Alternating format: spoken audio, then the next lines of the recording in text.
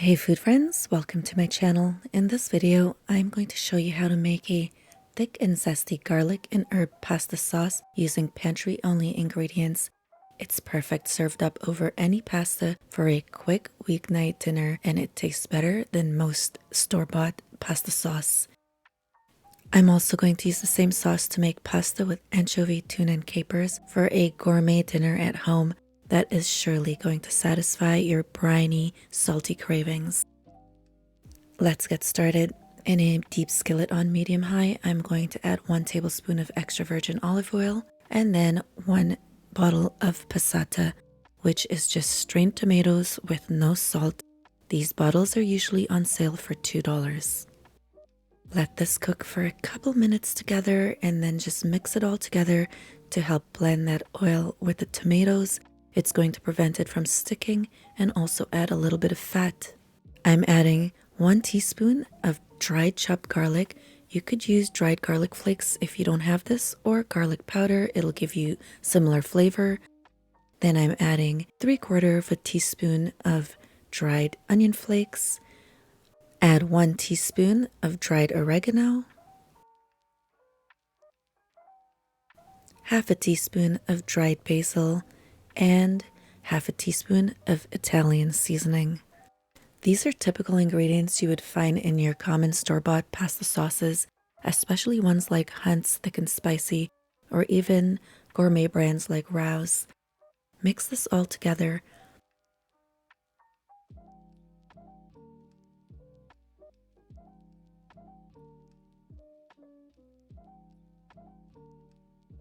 I'm adding 1/4 teaspoon of dried chili flakes, and not too much because I want to use this sauce for other recipes as well.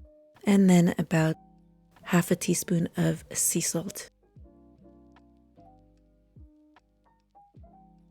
Once everything's mixed together nicely, you can cover and cook on medium heat for 5 minutes, and just be sure to check and stir it every now and then so it doesn't stick.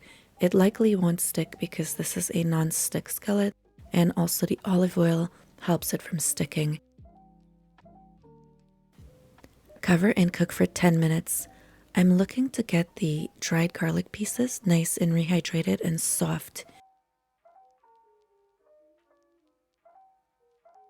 Once the dried garlic and dried onion expand, it definitely thickens this sauce even further.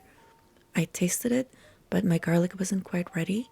So what I'm going to do is just add a little bit more water and let this cook for another 5 minutes or so.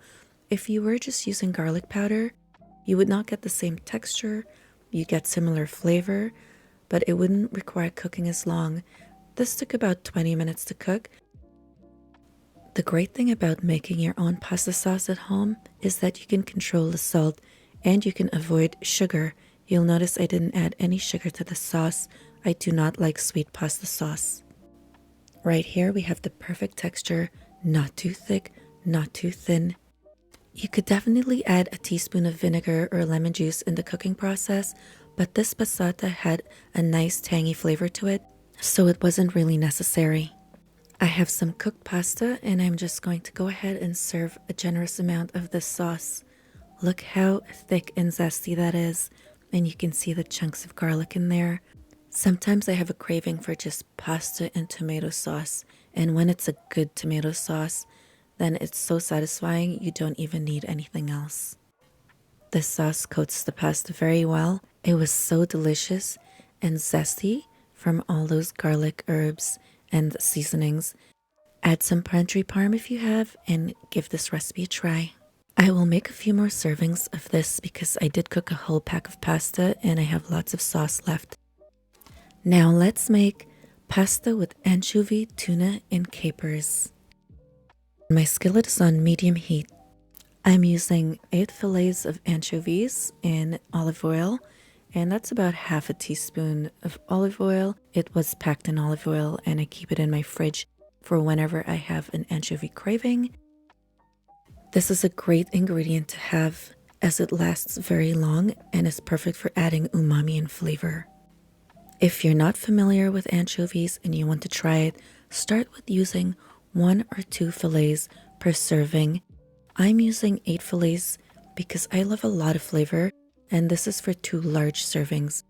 You want to break your anchovies down so they become like a paste because no one likes a mouthful of anchovies on their own.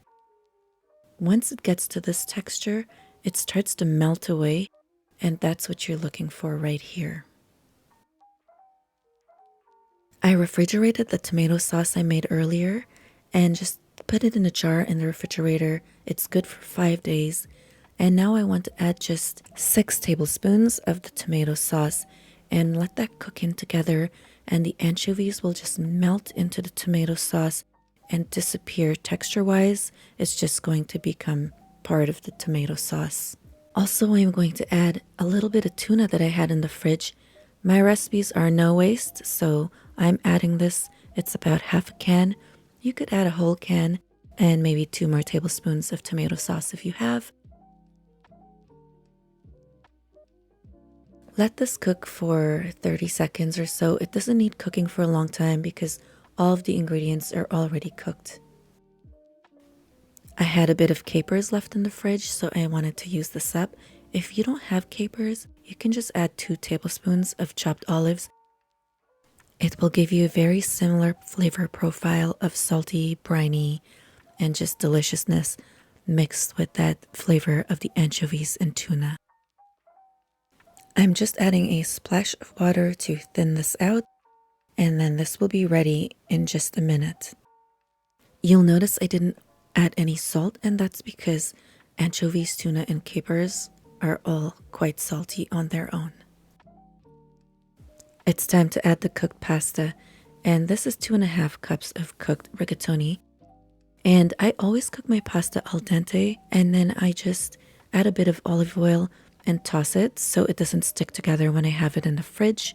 And now all we have to do is cook this for 2 more minutes so the pasta can just heat up in the sauce.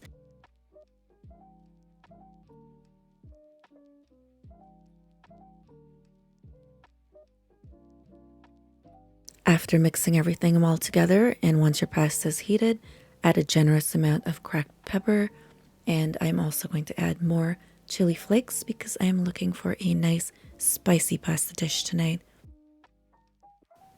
I had a tiny piece of cheese in the fridge and I don't want to waste it, so I'm going to just add that to my pasta. It's just a piece of cheddar cheese. Some mozzarella would be great on this. This was so delicious. I need a big portion for my serving. It's salty, it's briny, it's meaty in a seafood way, and it has big flavors. This combo just works. Give these recipes a try and go feed yourself. See you next time.